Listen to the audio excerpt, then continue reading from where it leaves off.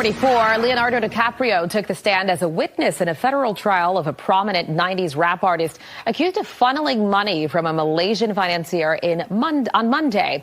That financier is Joe Low. He mentioned he hoped to make a contribution of $20 to $30 million to President Obama's re-election campaign while at a party with DiCaprio. Low allegedly recruited Pras Michel, the founding member of the 90s hip-hop group The Fugees, to funnel the money to Obama. My name is Benny Johnson. Today is Friday, April 7th, 2023. Obama received $30 million illegally from CCP-linked Fugitive. Democrat insurrectionists are expelled from Tennessee House, and House GOP subpoenas Manhattan prosecutor who resigned.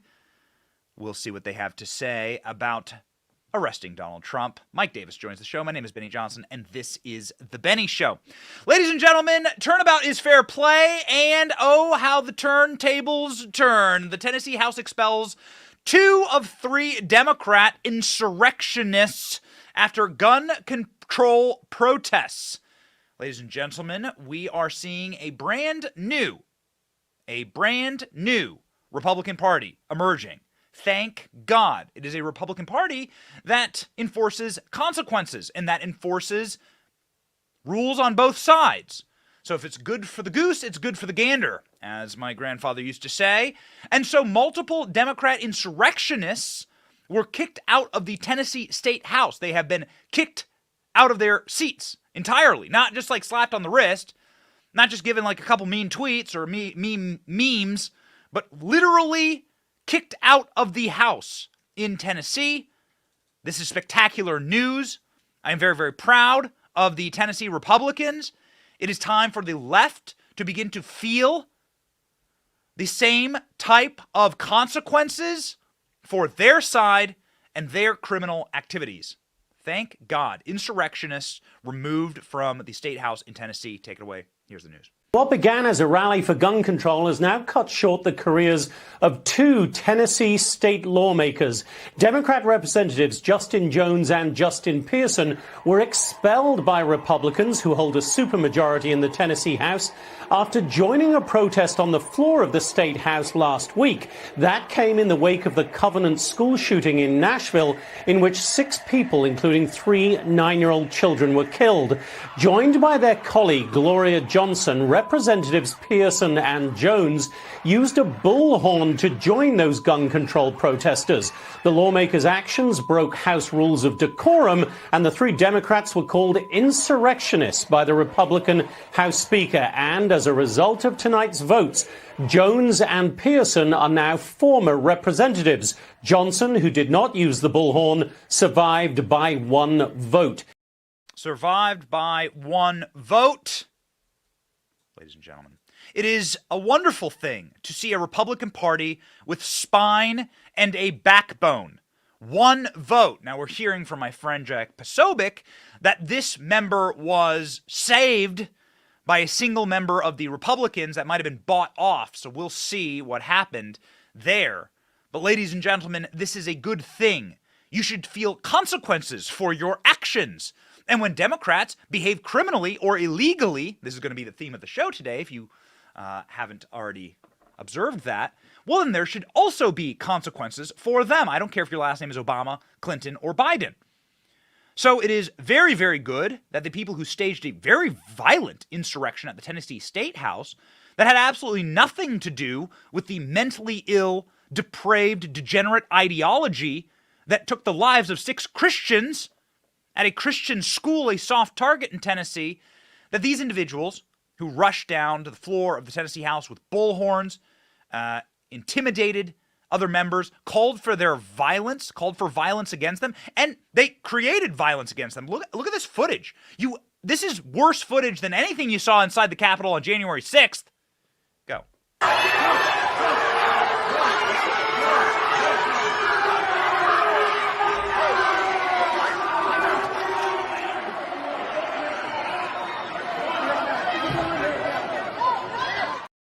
Fighting cops, hitting cops. You punch a cop, you hit a cop. I don't care if you're wearing a red hat or black bloc, you go to jail.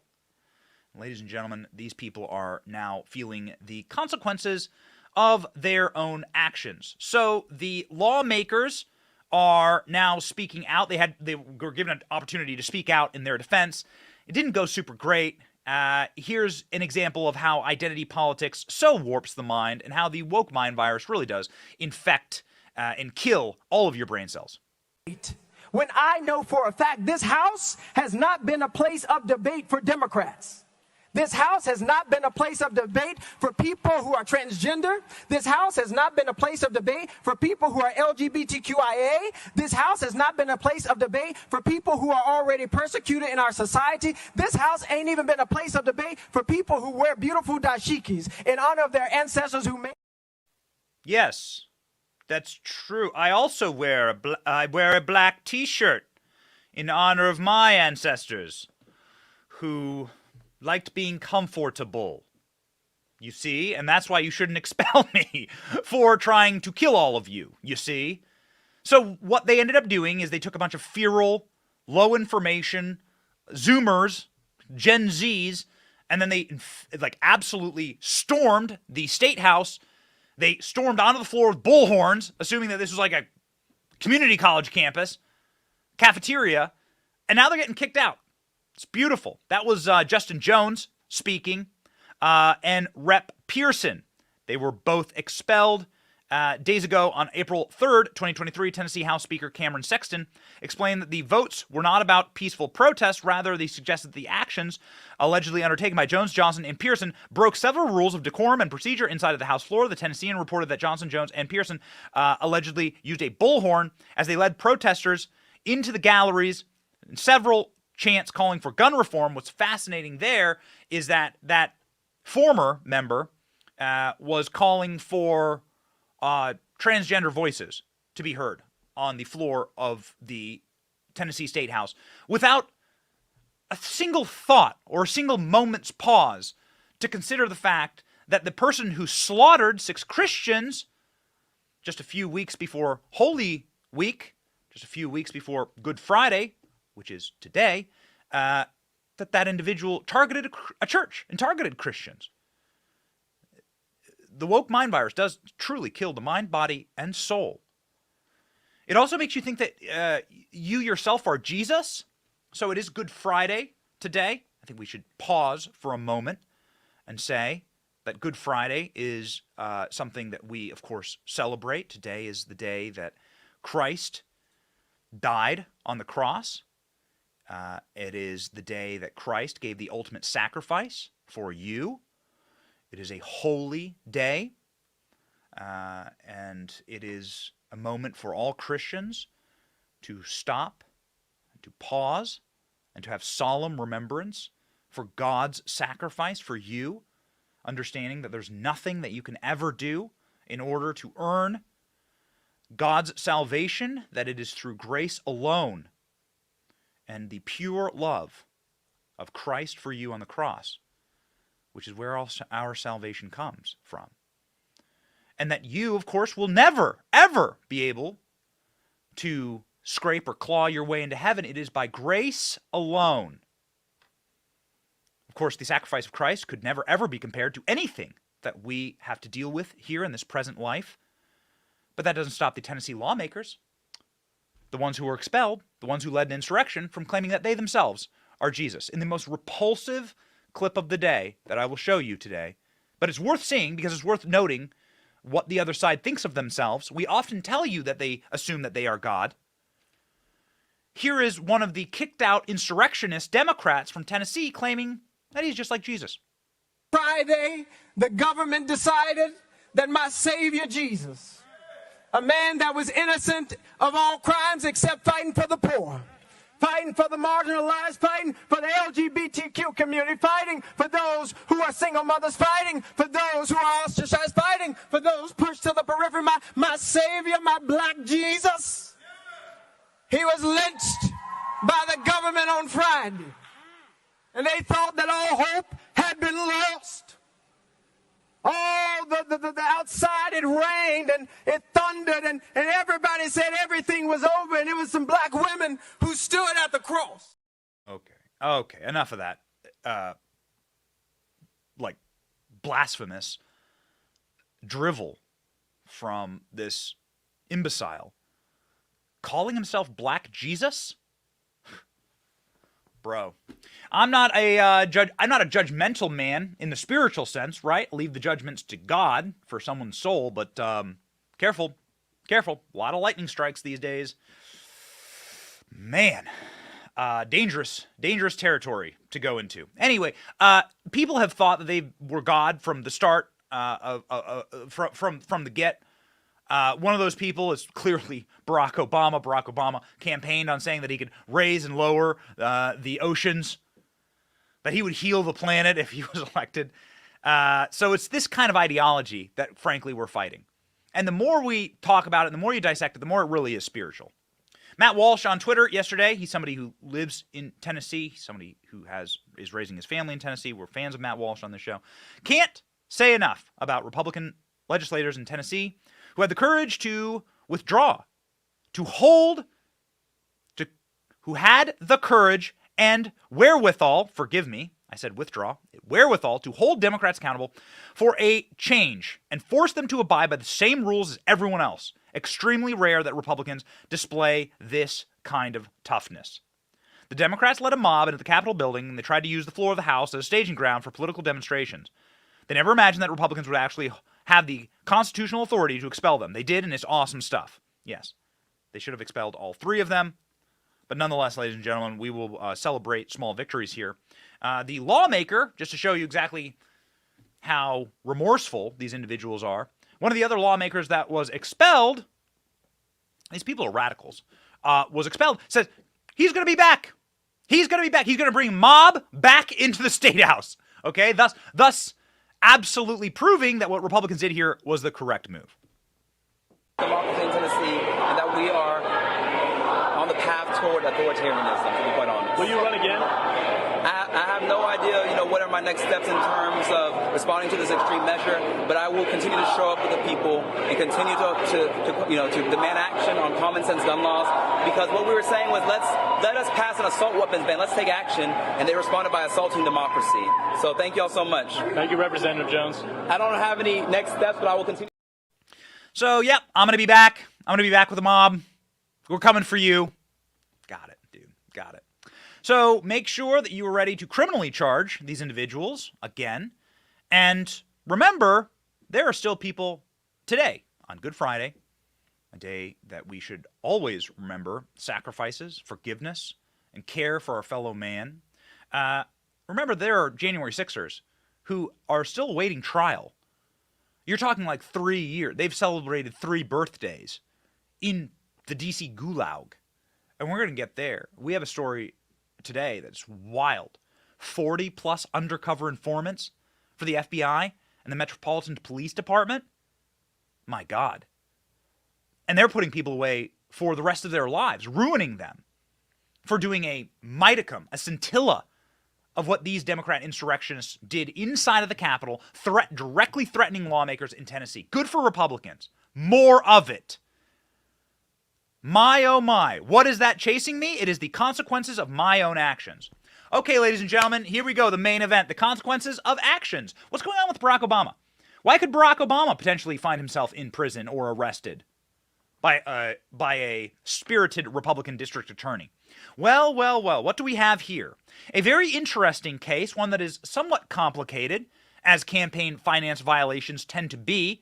It's not just, I paid off this nuisance lawsuit because this lady's annoying, like Stormy Daniels. That's what Donald Trump did. Donald Trump, my lawyer paid a nuisance lawsuit so he didn't have to deal with it. The end. We've done this a million times. That's what they got Donald Trump on. It's normally a little more complicated, but let me break down what's going on with Barack Obama. Some real problems here. $30 million of communist Chinese-related cash, potentially, to Barack Obama? What the hell is this about? So what's going on here is that Leonardo DiCaprio is testifying in this trial right now for this CCP-related financier that tried to buy his way in. Tell me if this sounds familiar.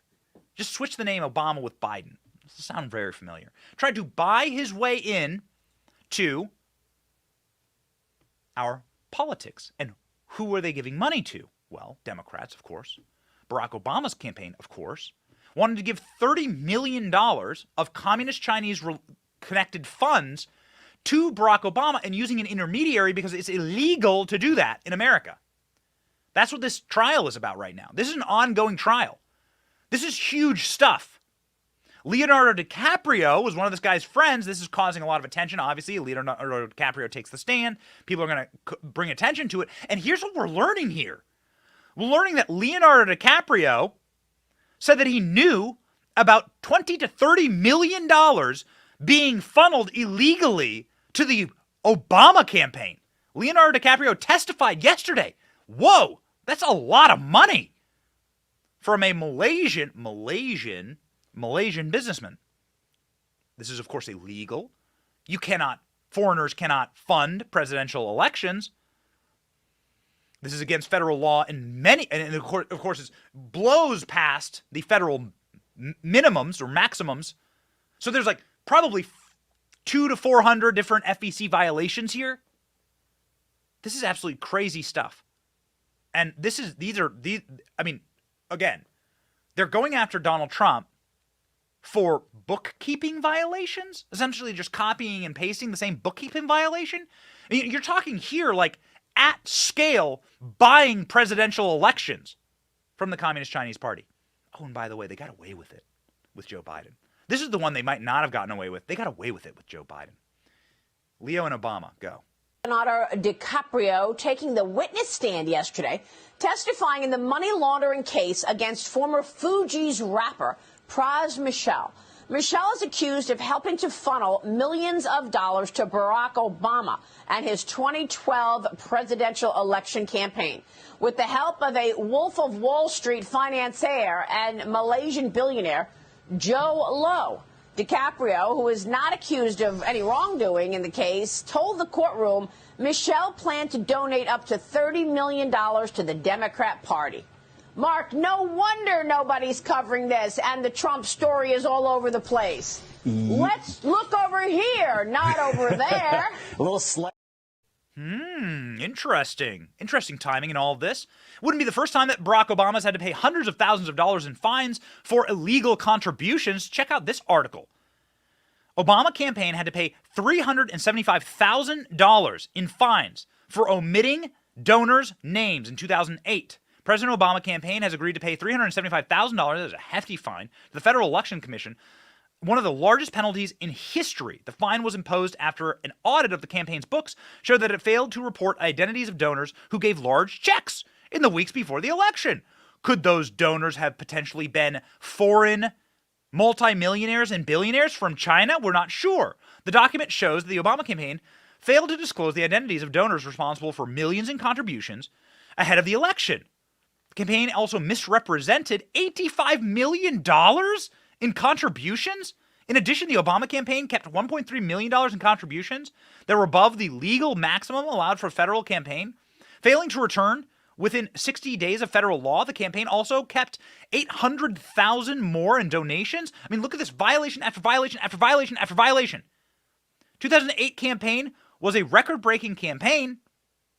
With donors, very few outstanding questions have now been resolved.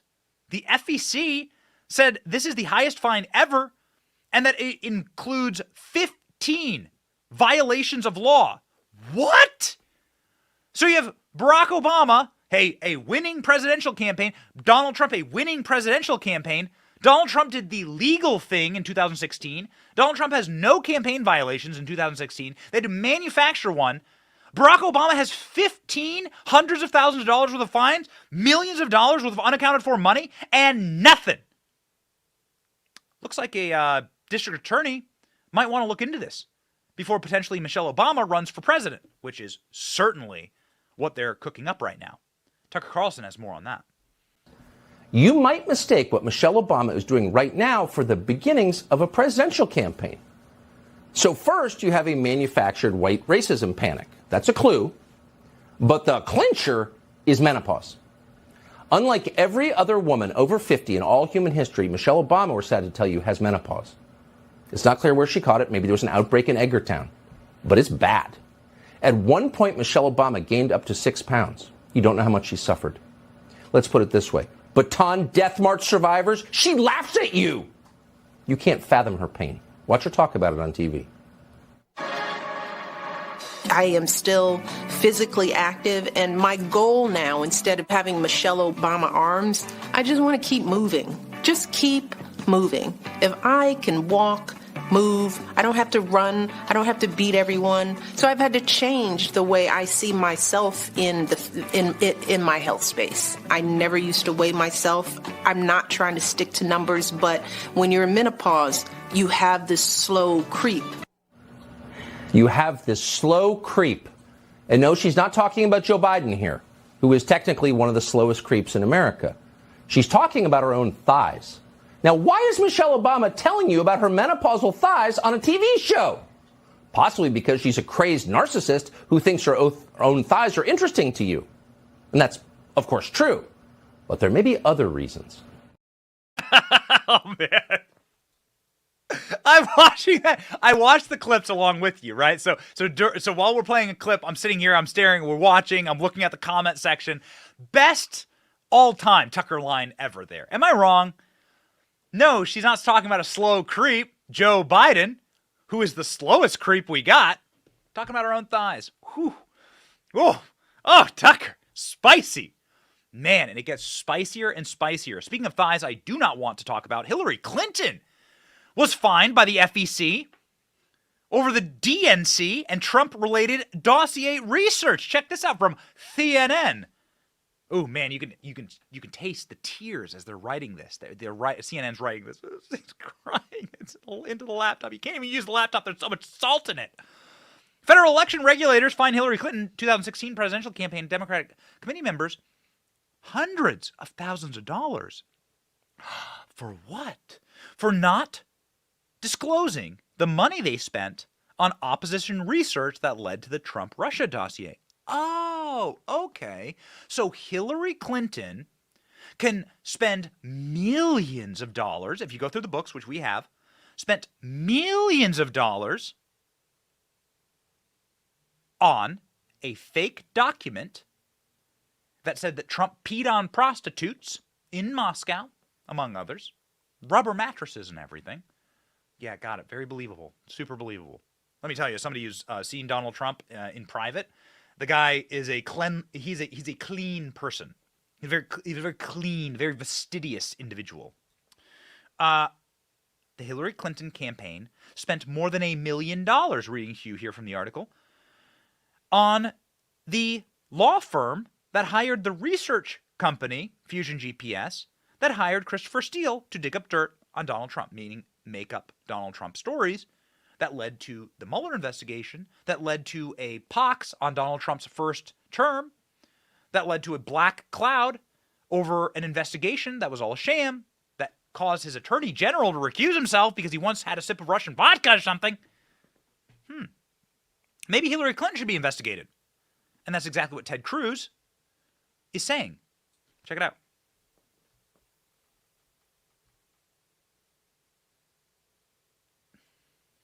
Is crap. And one of the most important points, and it's one I've made a couple of times on this podcast, if this is a crime, if this is a felony that someone should go to jail for, then Hillary Clinton committed the exact same crime. Because at the exact same time, Hillary Clinton's campaign paid over $1 million. You're not exaggerating to say exact same time. 2016 presidential campaign, her campaign was making the Steele dossier. The Democratic National Committee was helping pay for this. She was paying for this out of the campaign finance, their campaign. She had lawyers involved that were doing this and trying to sell this. Literally, it's exact same time frame. So her campaign spent over $1 million to create the Steele dossier. The Steele dossier, you remember, is this scurrilous and scandalous dossier assembled in Europe that alleged all these things that Trump had done, including the famous P-tape, all of which was fiction. Yeah. All of which was false. It was made up. Brought to you and paid for by the Democratic Party and Hillary Clinton for president. It was, and the Hillary Clinton campaign recorded that over $1 million as legal fees.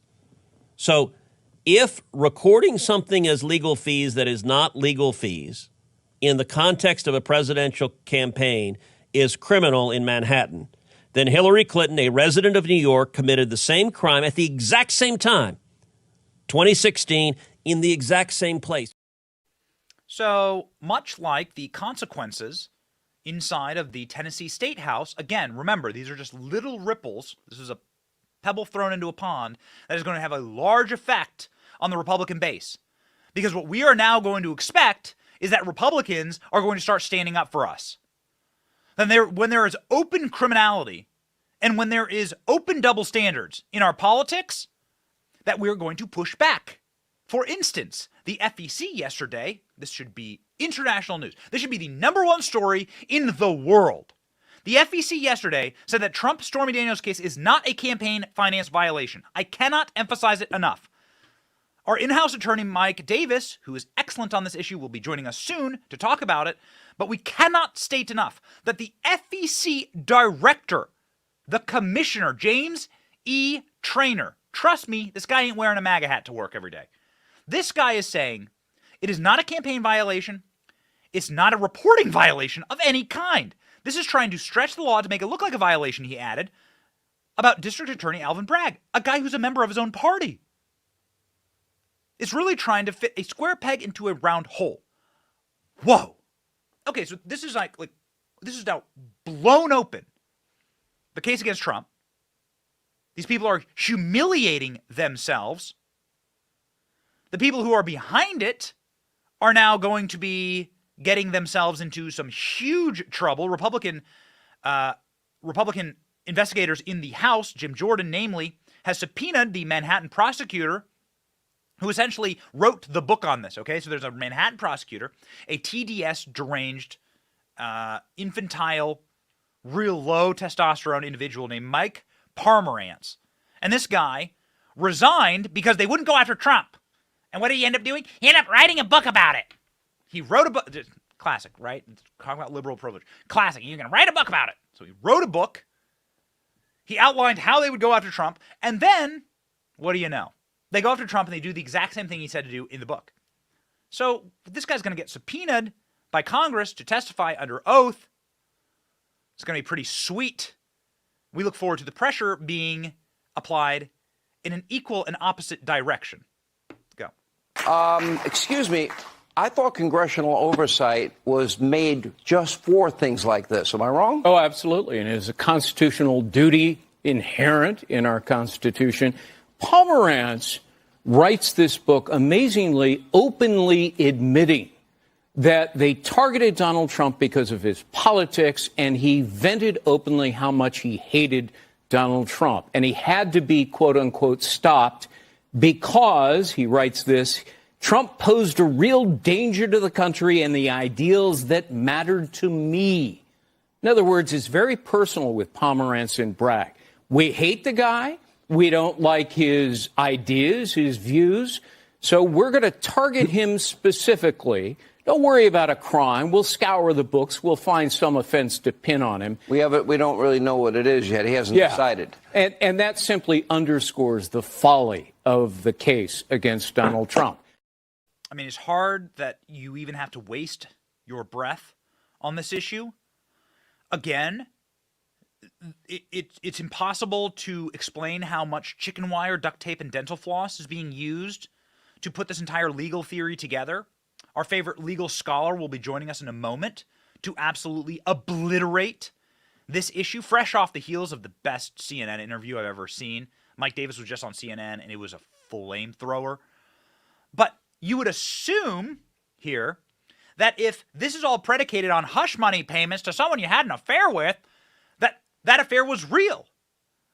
But lo and behold, we have Stormy Daniels yesterday going on Piers Morgan's interview show on Fox Nation. You can argue whether Piers Morgan should have an interview show on Fox Nation. But lo and behold, we don't want to put Stormy Daniels on screen for you, but we thought that this few seconds was important because what she says is something that she's argued in court before, which is that all of this is a lie. It's untrue. It has as much evidentiary value as the Steele dossier.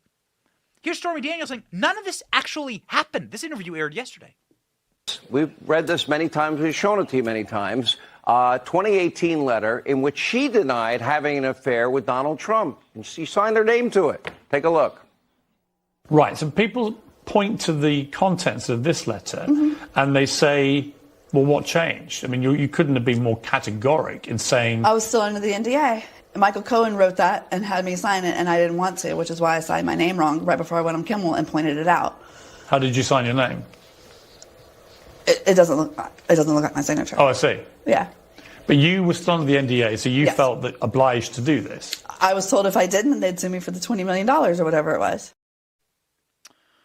So, ladies and gentlemen, it's remarkable whenever you put these people on camera, how the images and the airbrushing and everything, whether it's the Democrat lawmakers, Nancy Pelosi, Hillary Clinton, Stormy Daniels, you put them on camera and you start to really see you start to almost feel bad for them. If you have like a Christian soul here, you're going to feel bad for just the depravity, the sadness and the degeneracy of these individuals. And you're going to sort of want them to get help. And maybe help would be a taste of their own medicine. James Comer yesterday made huge national news that Republican district attorneys are now calling him saying, hey, I just heard that there's a new rule that we can, without the statute of limitations, we can just open up investigations into presidents and people who ran for president. And maybe we should start doing that with Joe Biden. Joe Biden stepped in every single state in America. He has some type of dirty business deal in every state in America. Maybe me as the district attorney here in Florida or Tennessee, maybe we should start opening up an investigation into Joe Biden.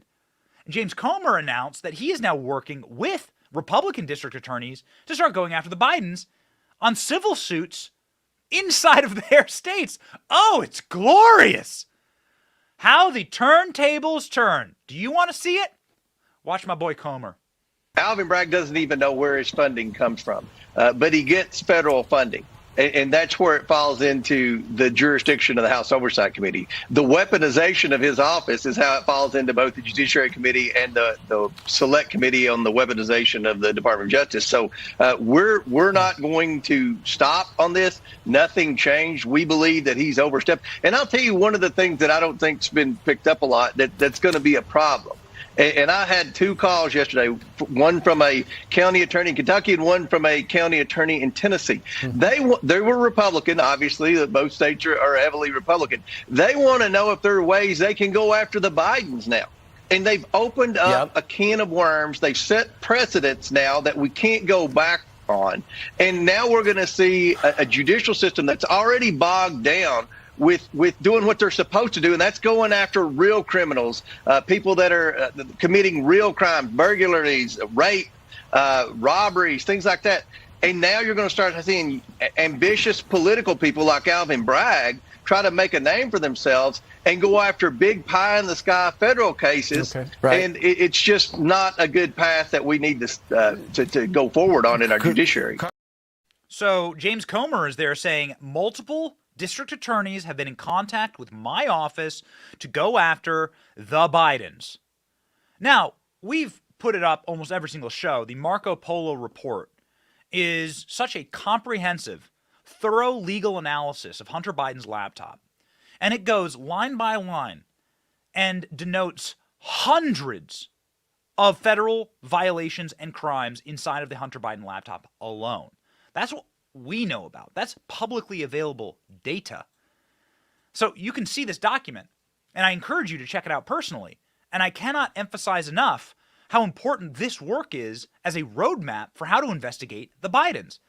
But the thoroughness of this investigation shows you precisely how easy it would be to not just charge the Biden, but to actually put them in prison. There are 437 federal violations, of which Joe Biden is personally involved in dozens of federal violations of all manner of laws, but the big ones are foreign agent registrations. This is the connection. This is the through point to Barack Obama, okay? The through point to Barack Obama is that Barack Obama and Joe Biden, these people aren't real. They're not real. Their campaigns aren't real. Their campaigns aren't funded by you, the American people. These campaigns are funded by foreign billionaires like George Soros, who comes through and attempts to rig presidential elections against the American people. And he is successful in places like New York, San Francisco, LA, with his district attorneys. And he is successful. The Chinese tried to give Barack Obama $30 million. That's one idiot who got nabbed for it. What about the rest of it? How much foreign money really did flow through Barack Obama, to Barack Obama, through American intermediaries? That's a great question. Where's that investigation? How about Joe Biden? Does anything about this guy seem real? China is effectively taking over the country right now, destroying the American dollar. We handed China Afghanistan, and we'll get to that in just a moment, because the rage-inducing memo on what went wrong in Afghanistan is just, it'll make your skin crawl. I mean, it'll make your blood boil from yesterday. Whew, man. I mean, it's really something when you start to look at what happened as soon as we left Afghanistan. China moved it the next day. Here they are. The next day, China gets the mineral rights to the mineral-rich provinces all throughout Afghanistan. There's something going on here. It really does seem like it's pay for play, man. They will fund your presidential campaign like we're showing you here. Leonardo DiCaprio straight up saying, yeah, they tried to give Barack Obama all his money. Hillary Clinton having to pay violations. Obama having to pay violations. Foreign cash. It makes you wonder. And then how does the Biden administration defend their actions in Afghanistan? That, of course, gets 13 American soldiers killed.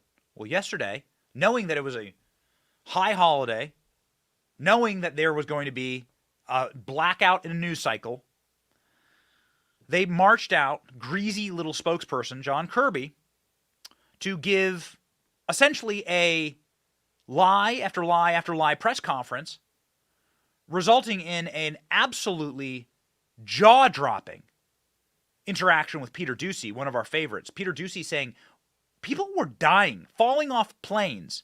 Children were getting caught on razor wire. And you say that you're proud of these actions? This is the after-action report that's been promised for years since the Afghanistan withdrawal. Check out this exchange and see if gut check and see if I'm right here. We're fighting a spiritual battle. These people are evil. You can see, you know evil when you see it, if you're a believer. Tell me what you see in this clip. Nobody's saying that everything was perfect, but there was a lot that went right, and a lot of Afghans are now living better lives in this country and other countries around the world because of the sacrifices and the work of so many American government officials. So yeah, there's a lot to be proud of, Peter. A lot to be proud of. So much to be proud of. 13 dead Americans, but Kirby saying there's no chaos. There's no chaos. Nothing bad actually happened. Those flag-draped coffins that Joe Biden was looking at his watch as they were being rolled off the plane at Dover Air Force Base. Figment of your imagination. And so for all this talk of chaos, I just didn't see it. Not from my perch. At one point during the evacuation, there was an aircraft taking off full of people, Americans and Afghans alike, every 48 minutes. And not one single mission was missed. So I'm sorry, I just won't buy the whole argument of chaos. Yeah, it doesn't buy the whole argument of chaos. Ladies and gentlemen, the country is going to hell in a handbasket. It certainly is creating the environment and atmosphere for a second Trump presidential term. That is for certain. Maybe a first Trump presidential term, if you argue like I do, that Donald Trump had his first term stolen from him because of Hillary Clinton and the Russian dossier. Because of what they did. They put a pox on his house. Donald Trump has a lot of energy. We're getting a lot of really good reports out of Mar-a-Lago.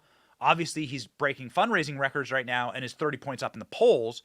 Donald Trump just dropped a absolutely savage ad this morning, actually. We didn't know this, but Donald Trump had a film crew with him when he went to go be arrested and arraigned in New York. This gave me chills watching it. Check this out. small-minded prosecution. This will likely all backfire. In fact, it already is backfiring. Americans are very smart people, and they see what's going on. This is a persecution disguised as a prosecution. I would dismiss it on its face because it fails to state a crime. The only crime that I have committed is to fearlessly defend our nation from those who seek to destroy it. And now these radical left lunatics want to interfere with our elections by using law enforcement. We can't let that happen. With all of this being said, and with a very dark cloud over our beloved country, I have no doubt, nevertheless, that we will make America great again.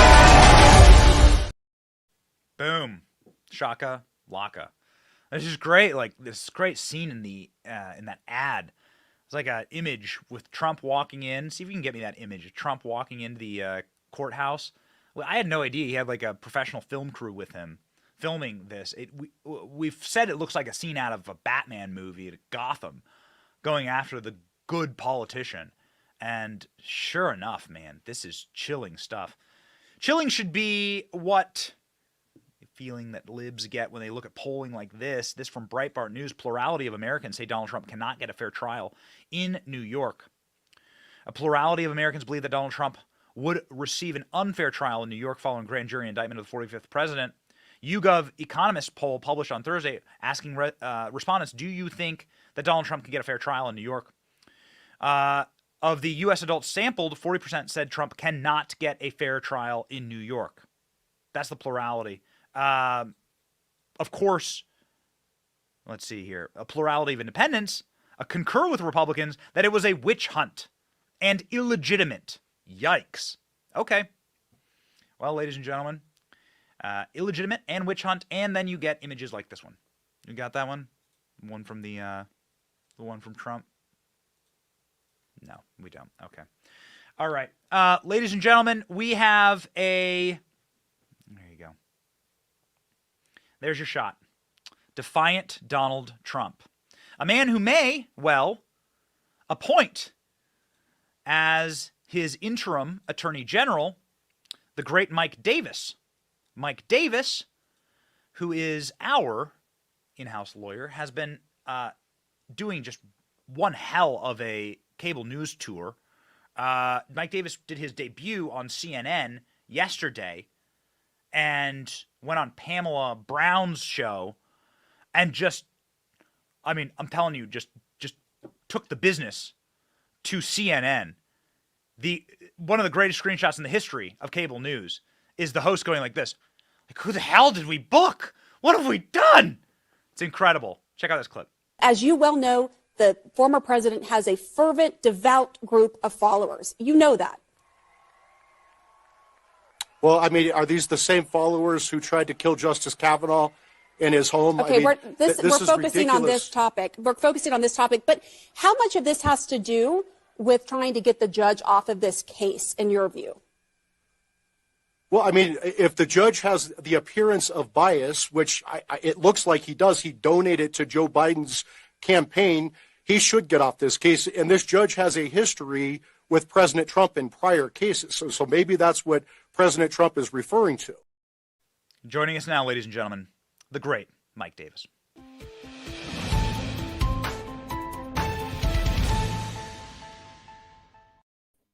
Mike, that hit was, it's textbook, baby. That was a thing of beauty. Yeah, I mean, I was just trying to bring my Mike Davis charm to CNN. I do too much conservative media. I just need to share my charm more broadly. She actually retweeted you. I think we have the image right here. She actually retweeted you, and was a good sport. Look at that! Look at that face. Oh man, look at that face. Look, that's Cooperstown, baby. You know, actually, I will say this about Pam Brown. She was a bit fiery on that interview, but in person, she's actually quite funny and quite nice. So I will give her credit for being a good sport here. So, we can't play the full 10-minute interview, and we really want to respect your time and our viewers' time, but talk me through the argument that you made to CNN, and then as this thing, you told us, of course, this lawsuit was fake, it was a scam, it was a sham, it was not real, and now there's not a sane person with a functional brainstem that's defending it in America right now. No, I mean, the Democrats are running from it because they know that this is a horrible case, both politically and legally. So they're running from it. You have this Soros-funded Manhattan DA, Alvin Bragg, bringing these bogus, trumped-up political charges against Trump. It's very obvious. Everyone knows it. Even the Washington Post, even the New York Times, even CNN, they all know it. Even Bragg knows it. That's why Bragg pushed the prior Manhattan DA to decline these charges. The Manhattan U.S. Attorney's Office declined these charges. The Federal Election Commission declined these charges. Bragg himself, when he was the new DA, declined these charges. It is based upon a bogus legal theory that was rejected by the Federal Election Commission.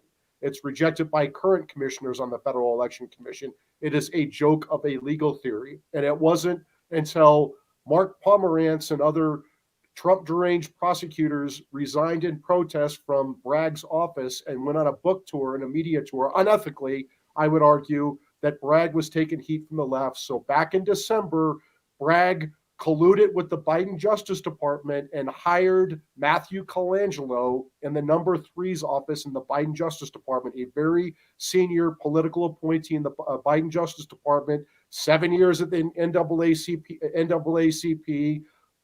Obama Justice Department under Eric Holder and Tom Perez, Obama Labor Department under Secretary Tom Perez before Perez went to the DNC, and then Colangelo went to the Obama White House as a political appointee there.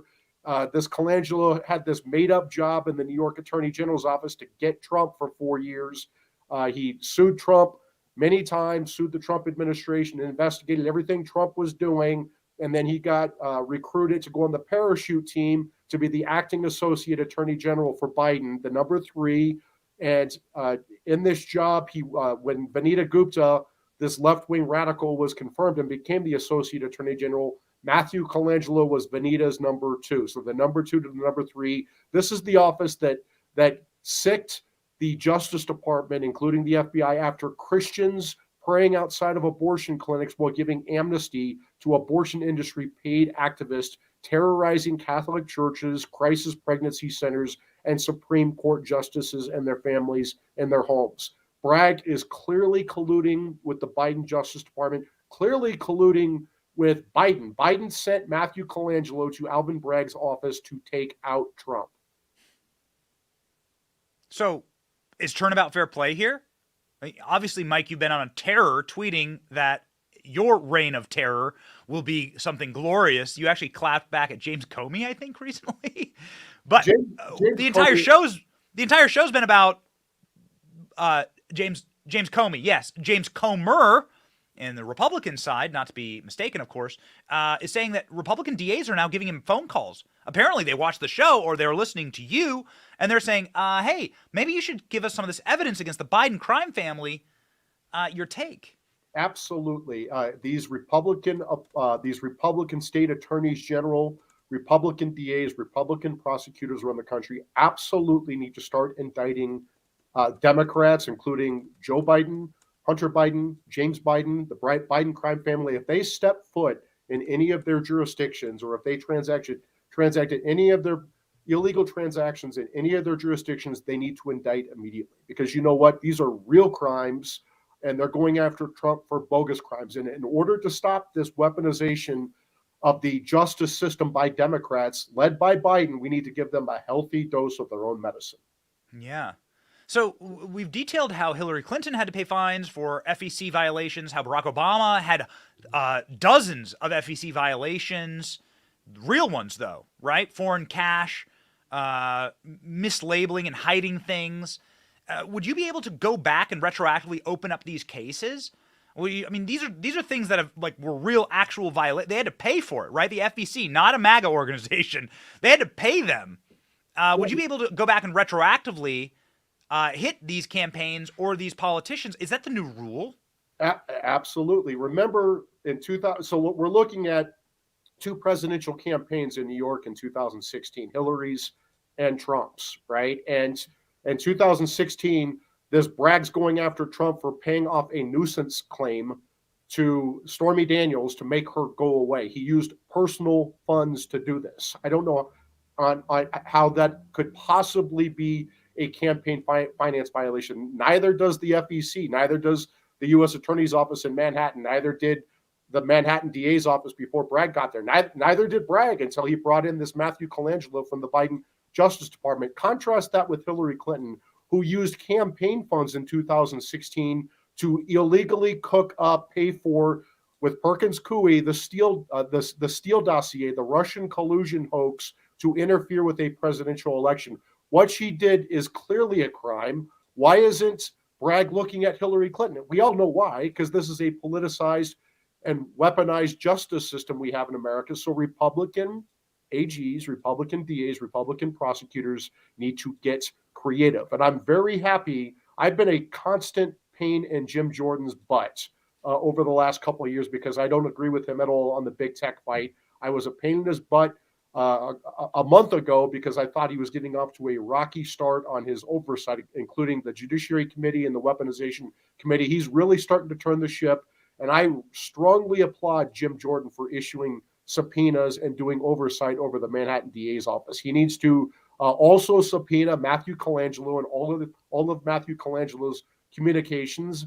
He needs to subpoena Bragg if they say, well, look, you're obstructing an ongoing investigation. No, they're not. Send investigators to New York to do staff depositions. Congress has a clear constitutional duty to perform necessary oversight here because under Section 5 of the 14th Amendment, Congress must ensure that states are providing due process and equal protection to Americans. And New York is not doing that right now with this Trump prosecution.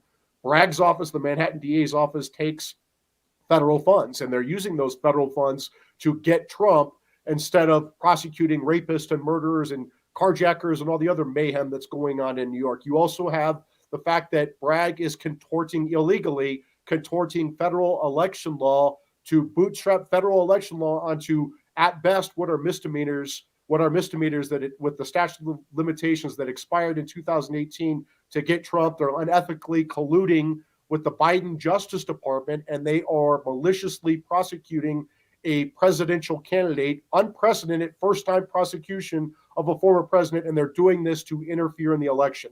Those are 5 very clear reasons why Jim Jordan has jurisdiction here. He should issue more subpoenas, send up investigators to New York, put Alvin Bragg's big ass in a chair and grill him.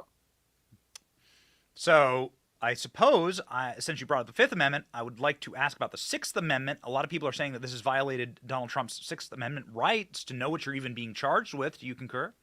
Absolutely. The indictment does not even include the legal allegations against President Trump. And Alvin Bragg, when he did the dumbest press conference I've ever seen in a prosecutor's in any prosecutor has given in my lifetime, he got up. I can't believe that Harvard and Harvard Law gave this guy a degree. If I were the dean of Harvard Law School, I would say, listen, Alvin, we let you in because of affirmative action, but please stay off TV because you make us look so silly that we gave you a law degree. But I would say this, that the fact that Bragg got up there and bragged that he didn't have to include the legal allegations in an indictment is mind-boggling, because maybe in New York they have this, they have third world law, but under the U.S. Constitution, under the Sixth Amendment and the 14th Amendment, you have to tell people what the legal allegations are against you so you can defend yourself, and they're not doing it here. So, and even if that is somehow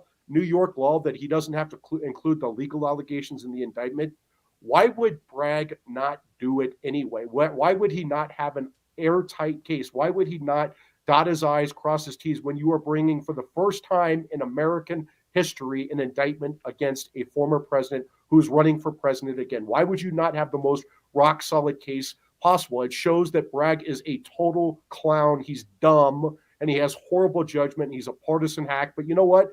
George Soros must be very happy because he invested over $1 million in this partisan hack clown. And this Bragg has crossed the Rubicon here with this indictment. He's destroying our country. So crossing the Potomac is what you'd have to do to go get James Comey from his cushy Virginia suburban home where he lurks around. You tweeted this earlier this week: when I'm Trump's next acting attorney general, he will go to the D.C. gulag. Perhaps you could, as a final question here, Mike, give you a chance to give your press conference about how exactly you would do that. I would just make up a charge. It wouldn't matter if it were legal or not. I would just send the FBI, just like he's sending the FBI into the White House to go after General Flynn. I would just send in the FBI and, maybe trip him up, get him on a false statement that he's made to the FBI agents and trap him. And then I would put his ass in jail. I would put him in the DC gulag, and I wouldn't bring charges. I'd say, you know what? I think COVID's back. I'm just not going to charge you for, a couple of years, and you can just sit in there and rot. Like, you can sit next to Jacob Chansley in the DC gulag. That's right. I would love to see James Comey in a set of buffalo horns. I think he'd look great. Great. If you can, his head would be scraping the ceiling. Turnabout is fair play, man. I mean, we started with the expulsion of the Democrats in Nashville. Like, they're so angry when their tactics get turned on them. It's Alinskyite, right? Like, you're not supposed to be able to turn the tactics around on us. It's the rule of Saul Alinsky. And when you start doing that, they go insane.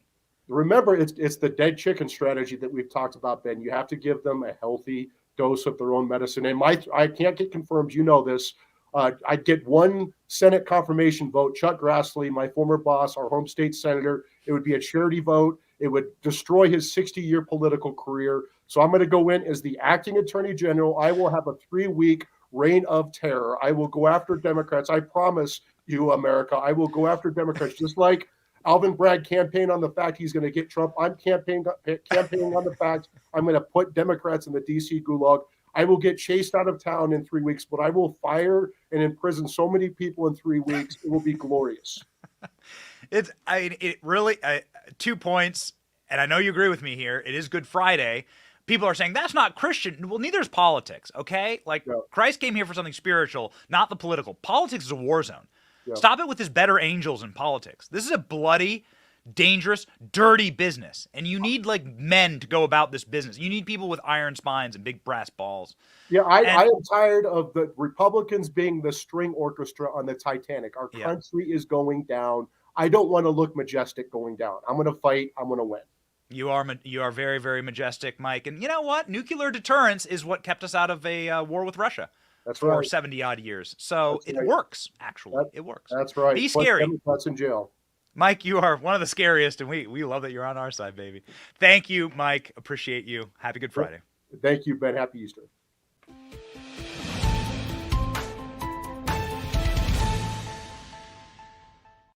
Boy, aren't you glad that he's on our side? You listen to him, you're like, man, if they were this sophisticated or smart on the left, well, maybe we'd be in trouble. Maybe we'd have an issue. But thankfully, we don't. And we got guys like Mike, and hopefully he will become the next acting attorney general. Maybe he could put some FBI agents in jail. Proud Boys attorney wants to unmask informants during January 6th trial. This is nuts. Check this out from Julie Kelly. Julie Kelly saying that there are 40 undercover informants at least during January 6th. Really important to play you this clip because it's wild what they are finding out in this trial. The government is regretting trying to charge the Proud Boys with insurrection. The only people that are charged with insurrection, right, are these defendants. And now the discovery here is just blowing open what the entire Fedsurrection op was. Watch. And yesterday, in a separate proceeding, attorneys for the Proud Boys revealed at least 40 undercover informants were doing surveillance on the defendants that day, including 13 working in the D.C. Metro Police. New court documents claim it was those officers instigating the crowd, even yelling, "Stop the steal." So if folks on the left are going to use the events of January 6th as a pretext for labeling and targeting conservatives as insurrectionists, well, guess what? You better give people the full scope of the government's involvement here, and do it now. So what was the full scope? We have the undercover body cam footage here from one of those dozens of undercover agents who were dressed as MAGA supporters and who were behaving criminally. All you need is one person to be behaving criminally that is a Fed, and now you have the Fedsurrection. It wasn't real. It wasn't real. This is the big lie. And we have the proof. Watch this body cam footage of an undercover MDP officer, Metropolitan Police Department, sitting there breaking the law, encouraging people to go into the Capitol, encouraging people to go up the scaffolding, drop their stuff. This is what people were charged with, trespassing. Here's the guy doing it. The officer, this is entrapment. Go. Drain the swamp. Drain the swamp. Drain the swamp. Go, go. Let's go. Go. Let's go. Help him up. Help him up. Help him up. Hold on, wait. Push him up. Push him up. Okay, push him up. Go, go, go, go, go. Hey, yeah, drain the swamp. Hello, how do you do? How do you do, fellow patriots? Hello. These people are so embarrassing. So embarrassing that cops actually stopped other cops. There were so many feds in the audience that day. Again, the people who are behind this operation, they're the ones who need to go to prison. This was entrapment. Be careful out there, ladies and gentlemen. There are evil forces at play. Good Friday, a day where evil thought it had finally won. Be aware that that same evil roams the world today. Check out this clownish video where a bunch of uniformed police officers stop a bunch of other uniformed police officers, other plainclothes police officers, but they had their badges and guns. The Spider-Man meme where Spider-Man's pointing at a bunch of other Spider-Man. Here's the January 6th version of that. Give me a second. Just doing a little investigation. Asking this respectfully, is anyone armed? Anyone Yes, armed? we're all armed. Police. Police? Yeah. Law enforcement. Yeah. Can you show me your credentials?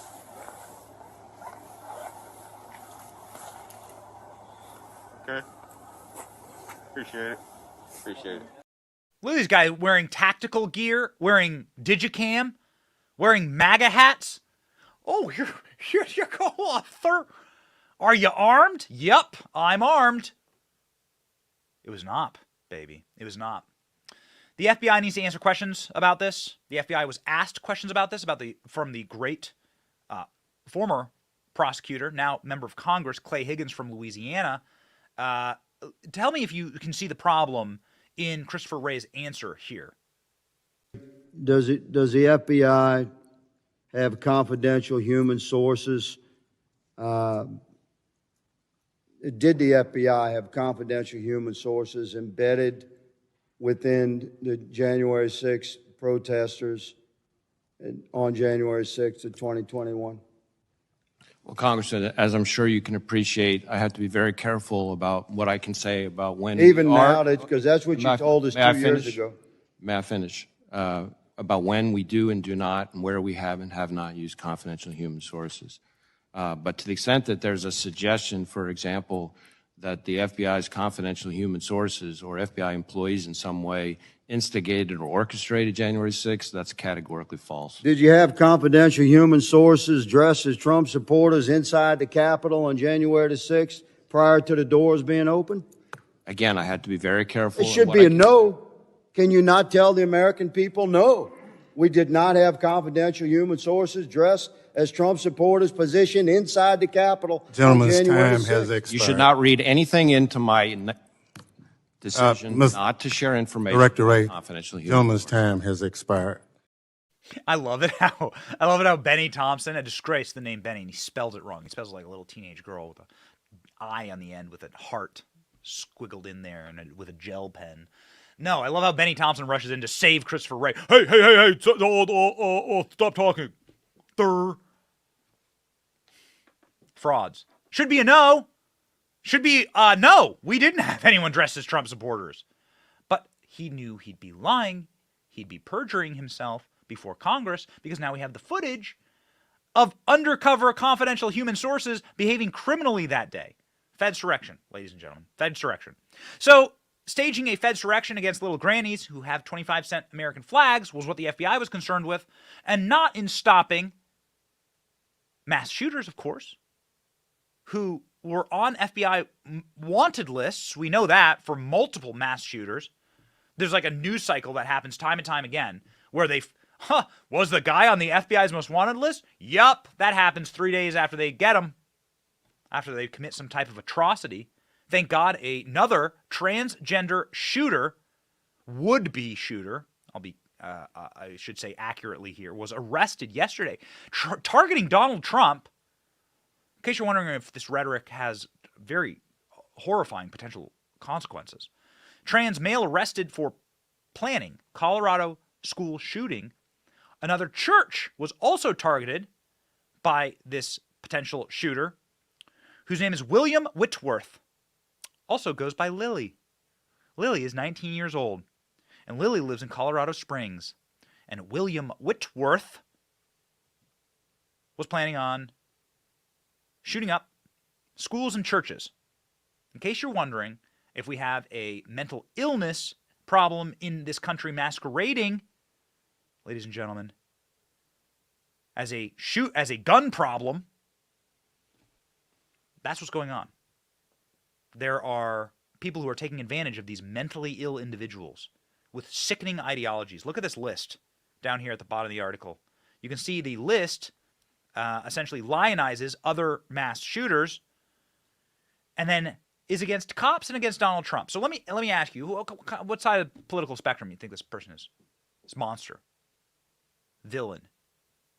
Monster. They're attacking churches. They've already taken 6 of ours. They've taken 6 Christians. Last week. Where's the manifesto? This potential and planned trans terrorist was also planning on going after Trump. Look at this. Trump is on the hit list here.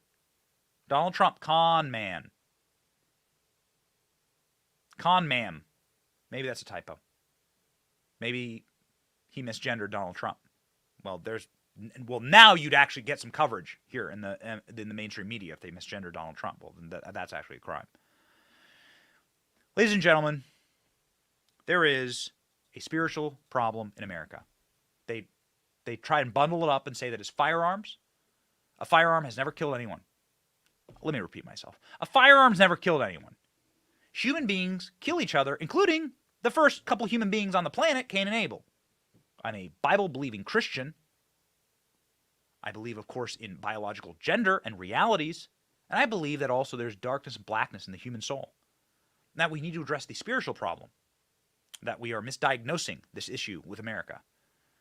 As soon as Americans stopped going to church and stopped believing in the purpose of family, and faith, and community, the country began a spiral, a black spiral, that has not recovered from. Now we can recover, but it'll take another reformation.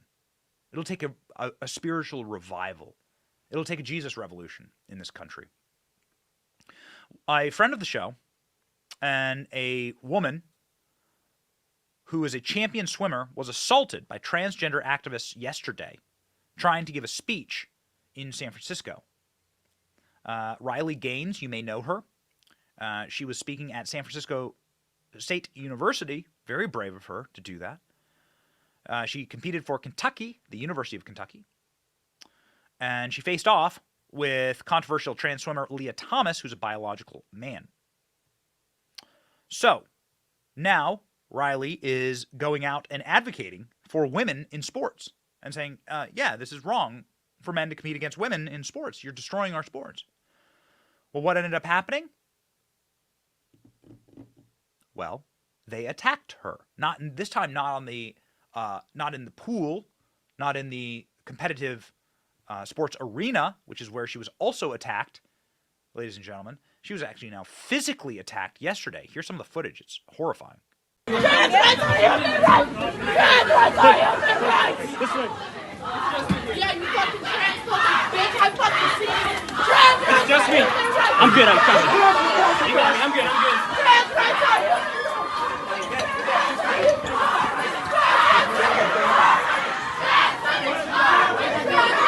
I'm coming, I'm good. Trust me. What is this? What is happening? Do you recognize this country? Do you recognize this place?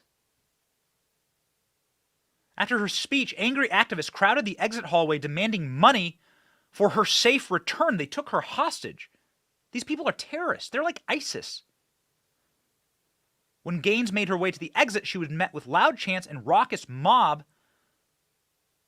The video was recorded, posted to her Twitter. She was assaulted and punched multiple times by transgender activists.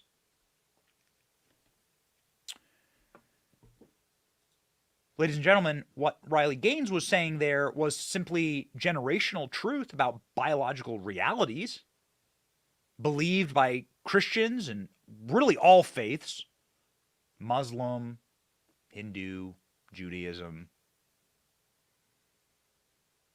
That's all she was stating there, is the first book of Genesis. In case you're wondering if this is an attack on Christians, there's your evidence.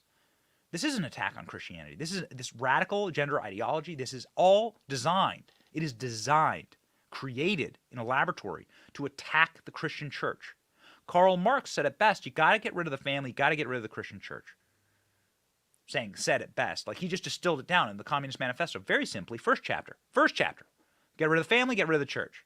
These are the things that give people purpose in life. It gives them grounding. It gives them some reason for being. If you get rid of those things that tie them, that ground them, well, then you can create rabid, feral activists like that who attack a female athlete simply for saying, I want to be a female athlete and not have to compete against guys. Where the hell are the feminists? It's a world upside down. It's a bizarro world.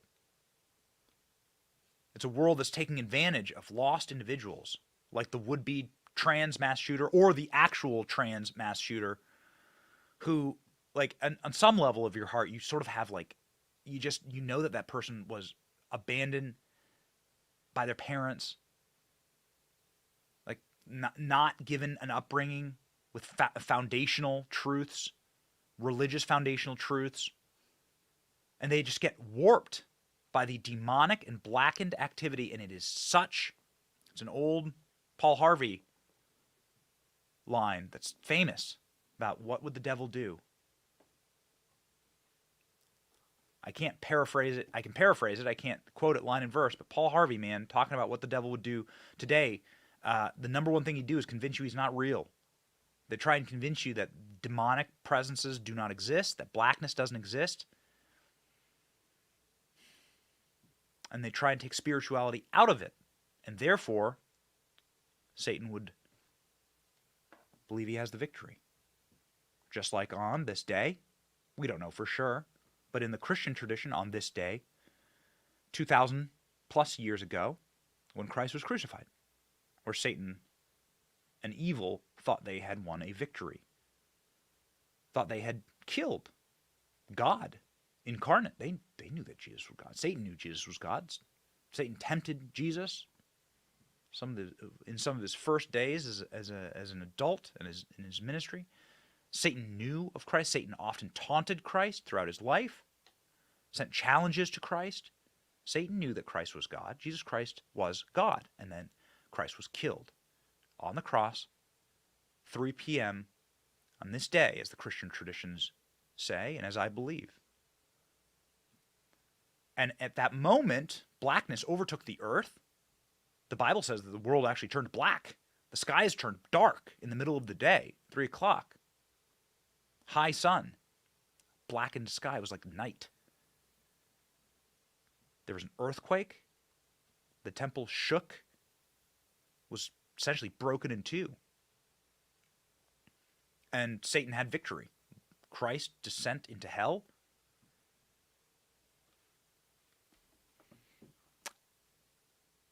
And the followers of Christ were quite demoralized on that day. They were scared. They were hiding. They went and hid. I mean, this was like seemingly a total victory. Because followers of Christ knew he was God, but they just couldn't quite understand. Like, now God is dead? What is this? What's happening? The Son of God is dead. And this is the nature of our God. Because the nature of our God is one who will never abandon us. And somebody who asks for faith, especially and most importantly in the darkest times. And what do we know now as victorious Christians that the earliest apostles did not? That the light is coming, that Sunday is coming, that Christ will rise and that we will have victory. A metaphor for the nature of God, the creator of the universe, and what's happening today in our temporal world. That there will be times of darkness, times of untruth and blackness in the human spirit, and seemingly that darkness will overtake the world and all will be lost. And what is our charge as Christians who are not the first apostles, but are many generations removed, yet the same stories prevail? Our charge is to keep the faith and keep the understanding that Christ will return and that we have the victory and that God himself was pierced for our transgressions. He was crushed for our iniquities. Upon him, the chastisement that brought us peace, and with his wounds we are healed. From Isaiah 53. Are you wondering about the nature of God this morning? Well, ponder this if you think that all is lost. This scripture in Isaiah describing Christ's sacrifice for us, that was written thousands of years before Jesus walked the earth, describing precisely what his sacrifice will be and what it will do. We are today thousands of years removed from Christ's death on the cross. Prophecy is power. God's nature does not change. And God has promised us that he's here to save us, that he will not forget about us, and that in these dark times, that all we need to do is look to him and have faith. And that is what we encourage you to do on this Good Friday, to understand that you are certainly not the first Christians and certainly not the first believers to know that there is darkness in the world and live through really blackened times. Times of uncertainty and times of chaos, times of turmoil, times of true pain. You don't recognize the world around you. Christ calls himself the Prince of Peace for these moments. And peace will come in understanding that our victory, we will have it in this life or the next. And that God will not forget about us, that he will come again. Ladies and gentlemen,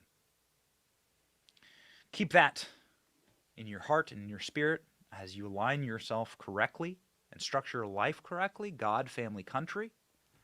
Keep that inside of you this weekend as you celebrate the resurrection of Christ on Sunday. And you ponder, ladies and gentlemen, about the love of a man who did not need to come down and die and suffer at the hands of the same evil we deal with today. It's the same. It's the same. Stop thinking because you have Wi-Fi, that you have Wi-Fi on a plane, or AI, that we're any different from the first human beings, and that evil has changed its nature at all. It hasn't. Taxes have changed. The underlying evil is all the same. It's all the same. And our victory is eternal. And so we are thankful for it. And we feel blessed on this Good Friday. And we charge ever onward, knowing that the victory is ours. And that Christ, Jesus Christ, is alive. Death has no power here. God bless all of you. My name is Benny. This is The Benny Show. Have a blessed Easter.